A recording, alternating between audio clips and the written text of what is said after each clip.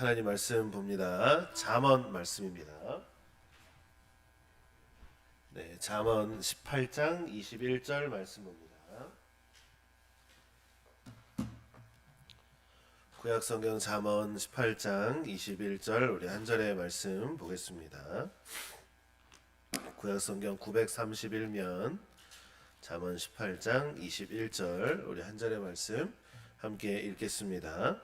죽고 사는 것이 혀의 힘에 달렸나니 혀를 쓰기 좋아하는 자는 혀의 열매를 먹으리라. 아멘. 네. 죽고 사는 것이 혀의 힘에 달렸나니 혀를 쓰기 좋아하는 자는 혀의 열매를 먹으리라. 아멘. 우리가 믿음을 가지고 믿음을 행한다, 또 믿음을 내 삶 가운데 자라게 한다 라고 할 때 사실 중요한 도구는 우리의 입입니다. 그래서 우리가 지난번에 이야기했던 대로 사람은 생각한 대로 말한다라는 거죠. 우리가 실수했다라는 건 잠깐 언급했듯이 내가 말 실수를 했다라는 건 상황에 맞는 말을 해야 되는데 내 마음에 있는 말이 툭 하고 튀어나올 때 우리는 그때 내가 말 실수를 했다라고 하면서 그 상황을 넘어가려는 때도 있습니다. 사람은 누구나 자기가 생각하는 것에서 말을 하죠. 생각하는 대로 말하고 생각하고자 하는 것을 이야기하고 때로 그 생각하고자 하는 것들, 꿈꾸는 것들을 이야기할 때 그것이 실제적으로 이루어지고 나타나는 경우도 많이 봅니다. 인간에게 있어서 끝없는 숙제 중에 하나, 소망과 바람 중에 하나는 사람이 하늘을 나는 것이었습니다. 그러다 보니 옛날 신화나 그런 옛날 이야기들을 보면 대부분의 영웅들은 하늘을 납니다. 우리가 아는 손오공도 그렇고 막 몇 메타 넘는 거리로 펄쩍펄쩍 뛰어서 거의 날아다니듯이 나는 것.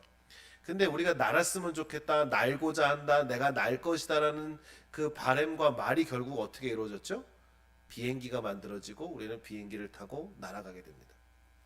혹시 30년, 40년 전에 TV에서 봤던 미래는 이렇게 될 것이다, 저렇게 될 것이다 라고 했던 그 이야기들이 혹시 오늘을 살아가는데 실제로 이루어진 것들이 많이 있지는 않은가요?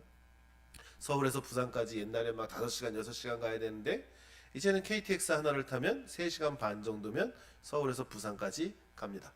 서울에서 저 강원도까지도 기차가 놓여져 있어서 1시간이면 갑니다. 옛날에는 편지를 주고받던 시대에는 내가 저 사람에게 연락을 하려면 편지를 보내면 이 편지가 사흘이 걸릴지 나흘이 걸릴지 모르겠지만 지금은 내가 저 사람에게 연락하고 싶으면 어떻게 해요? 전화하면 돼요. 전화 안 하면 뭐 하면 돼요? 문자 하면 되고 카톡 하면 돼요. 해외를 나가면은 또 달라요. 해외 나가면 어떻게 연락해? 실시간으로 다 연락해요. 옛날에는 막 멀리 타고 가면 어떻게 연락해? 우리가 언제 봐? 소식은 어떻게 들어라고 이야기하잖아요. 지금은 맘만 먹으면 다 전화할 수 있어요. 게다가 요즘 군대는 또 어떻습니까? 일과 시간이 끝나면 핸드폰을 다 줘요. 그럼 어떻게 해? 저녁에 막 선임병들한테 잘하고 훈련 잘 받아서 전화 한번 할 수 있는 기회를 얻는 게 아니라 지금은 저녁이 되면 그냥 핸드폰으로 연락해요. 엄마 나 오늘 하루 훈련 어떻게 했고 잘 지냈습니다 라고 하는 시대가 되어져 버렸습니다.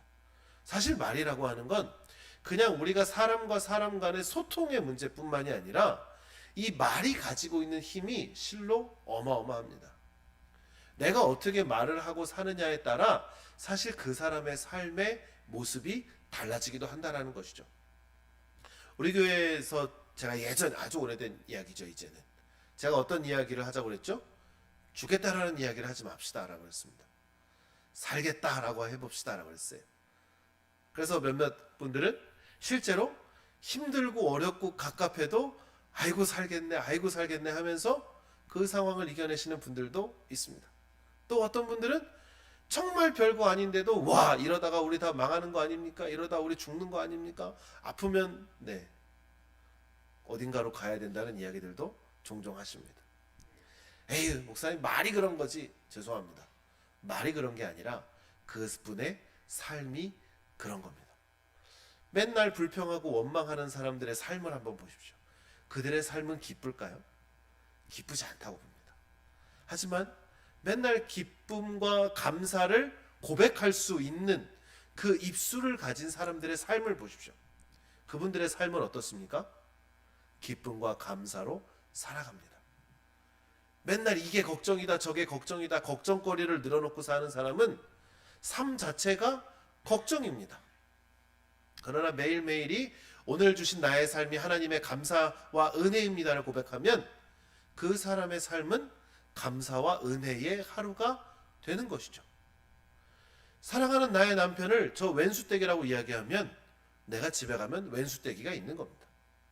그러나 사랑하는 내 남편과 내 아내를 내가 사랑하는 나의 아내, 나의 남편이라고 고백하면, 말하면 나의 집에 가면 내 사랑하는 존재가 있는 것이죠. 우리는 지금까지 하나님이라는 이름을 고백할 때도 그랬습니다. 무서운 하나님, 심판의 하나님, 그렇게 생각하다 보니 우리는 하나님께 나아가기 너무 어렵습니다. 왜일까요? 내가 말한 심판의 하나님이 나를 심판할까봐 두려웠기 때문입니다. 맨날 나는 죄인입니다, 나는 죄인입니다라고 고백했던 그 삶에 찌들어 있다 보니 예수 그리스도께서 십자가의 죽으심과 부활하심으로 나의 죄를 구하고 사하여 주셨음에도 불구하고 나는 여전히 죄인의 삶을 살아가는 겁니다. 자, 그때 우리가 해야 될 훈련이 뭐냐면 바로 입술의 훈련이라는 겁니다. 여러분, 남에게 좋은 말 하자는 게 아닙니다. 아이, 좋아요, 잘 될 거예요. 그냥 죄송합니다, 입에 발린 소리 하자는 게 아닙니다. 내가 은혜와 감사를 입술로 고백해내므로 내 삶을 은혜와 감사로 바꾸라는 겁니다. 맨날 뭐 때문에 문제가 된다라고 하는 말을 차라리 하지 말고 그냥 넘어가기라도 해보십시오. 내가 한번 원망하고 욕하고 내뱉을 말을 한번 참아보십시오. 그게 쌓이고 쌓이다 보면 더 이상 그건 내 삶의 문제가 되지 않습니다. 자, 그러면 우리의 입술에 그런 내 일상적인 삶의 훈련을 넘어서 내 입술에 하나님의 말씀이 붙어 있다고 생각해 보십시오. 내가 매일매일 고백하는 것이 하나님께서 예수 그리스도를 통하여 선포하셨던 그 복음이 내 입술에서 고백된다고 생각해 보십시오. 내 삶은 어떻게 될까요? 복음의 삶을 살아가는 것입니다. 바라기는 우리 노곡교회 성도님들이 이러한 삶을 살기를 주님의 이름으로 축원합니다. 죽고 사는 것은 혀의 힘에 달렸다고 이야기합니다. 뭐 거짓말을 하고 남을 험담하는 건 당연한 것이지만 내가 내 삶을 어떻게 고백하며 살아가는지가 나에게 달려있다는 겁니다. 남을 원망할 문제가 아닙니다. 원망하는 문제들도 물론 거기에 어느 정도 뭐 10%, 20%, 30%를 차지할 수 있겠죠. 그러나 그 상황에서 내가 어떻게 고백하고 말하느냐에 따라 바뀐다는 겁니다. 우리는 그런 이야기를 잘 알고 있죠. 물 한 컵에, 물 한 병에 물이 절반이 담겨 있으면 야, 절반밖에 없네? 라고 생각을 하는 사람과 말하는 사람과 물이 아직 절반이나 남았네 라고 말하는 사람이 있습니다. 어떤 사람을 더 긍정적이라고 이야기하나요? 물이 아직 절반이나 남았다라고 이야기하는 사람을 우리는 긍정적이라고 이야기합니다. 세상은 힘들어져 가고 교회는 점점 무너져 간다고 많은 사람들은 이야기합니다. 그러나 그게 정말 하나님을 믿는 사람들의 입술로서 해야 할 이야기냐라는 거죠. 네, 교회가 무너져 갑니다. 눈에 보이는 건 사실일 수 있습니다. 그럼 우리는 어떻게 이 무너져가는 교회 속에서, 무너져가는 세상 속에서 하나님의 영광을 위해 살아가야 할까요? 주님, 세상이 힘들고 어렵습니다. 그러나 우리는 주님의 말씀대로 깨어있고 살아있어서 그리스도의 몸된 이 교회와 우리의 공동체와 주께서 허락하신 다스리고 생육하고 번성하라 말씀하신 이 창조 세계를 하나님의 말씀대로 보존하게 하시고 내가 살아가게 하여 주시옵소서라고 기도하는 게 맞다라는 것입니다. 오늘 우리의 삶은 여러 삶의 모습으로 모양으로 나타날 것입니다. 그럼 그때 우리는 어떻게 하겠습니까? 하나님, 왜 이것밖에 없습니까? 라고 이야기하겠습니까? 하나님, 이 속에서 하나님의 영광이 나타나게 해주십시오라고 고백하겠습니까? 메시지 성경이라는 요즘 그 메시지 성경이라는 성경을 보면 이 부분을 이렇게 번역합니다. 말들이 죽이고 말들이 생명을 준다라고 이야기합니다. 말 한마디가 사람을 죽이고 말 한마디가 사람의 생명을 살린다라는 이야기입니다. 여러분, 이것은 다른 이에게 국한된 것이 아닙니다. 나에게도 동일한 이야기입니다. 여러분이 여러분 스스로 거울을 보고 이야기하는 내 스스로가 들을 수 있는 말을 하는 그 말에도 나를 살릴 수 있고 나를 죽일 수 있는 겁니다. 야고보서 1장의 말씀, 1장 26절의 말씀에는 누구든지 스스로 경건하다 생각하며 자기 혀를 제갈 물리지 아니하고 자기 마음을 속이면 이 사람의 경건은 헛것이라. 아멘 라고 기록합니다. 스스로를 경건하다 생각하면서 자기의 혀를 제어하지 못하면 이 사람의 경건은 헛것이라. 사랑하는 성도 여러분, 기도라는 건 내가 말하는 데 뜻이 있는 것이 아닙니다.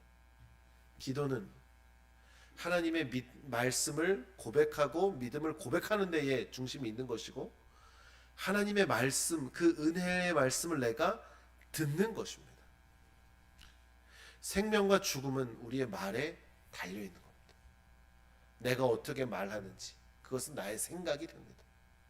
나의 생각과 나의 말에 따라 내 삶이 결정되는 것입니다. 조금 더 이어가면 우리는 그런 경우가 있습니다. 기도합시다. 말씀을 읽읍시다. 예배를 드립시다. 거기까지는 은혜가 됩니다. 감사가 넘칩니다.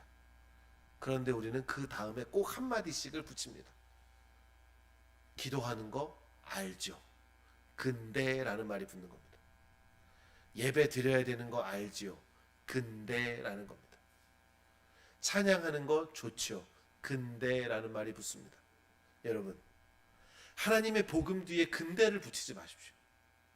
하나님의 말씀 뒤에 하나님께서 우리에게 마땅히 하라고 하신 그 명령 뒤에 그런데요 라는 말을 빼십시오. 그 명령은 그대로 살아있는 겁니다. 내가 그런데라는 말로 그 앞에 모든 말들은 무효가 되는 겁니다. 예를 들어 볼까요?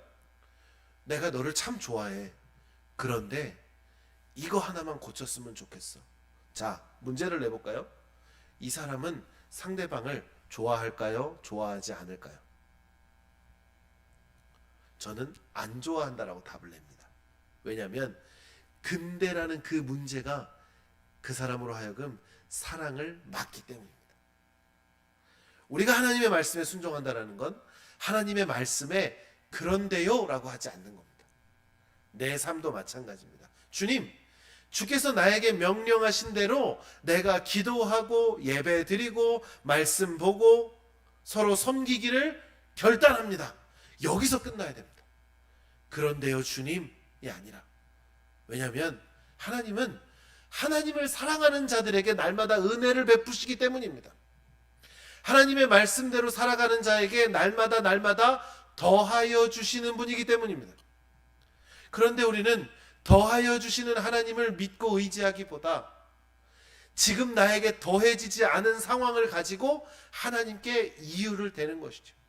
하나님 좋아요, 그런데요가 아니라 하나님 좋습니다. 내가 사망의 음침한 골짜기를 다닐지라도 하나님 나는 해를 두려워하지 않습니다. 이게 다윗의 고백이고 찬양 아닙니까? 그런데 이렇게 얘기할 수 있죠. 하나님, 내가 사망의 음침한 골짜기를 다닐지라도 해를 두려워하지 않습니다. 그런데요, 웬만하면 안 가게 해주세요. 이건 믿음이 아니라는 것이죠.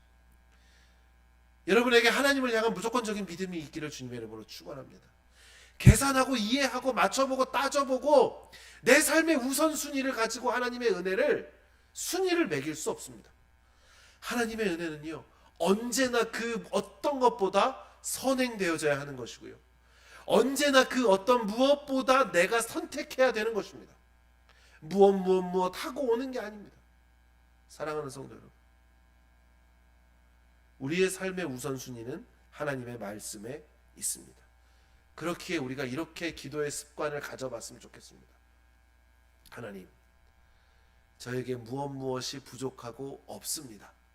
하지만 주께서 채우시고 하나님의 뜻 가운데 이루어 가실 것을 믿습니다.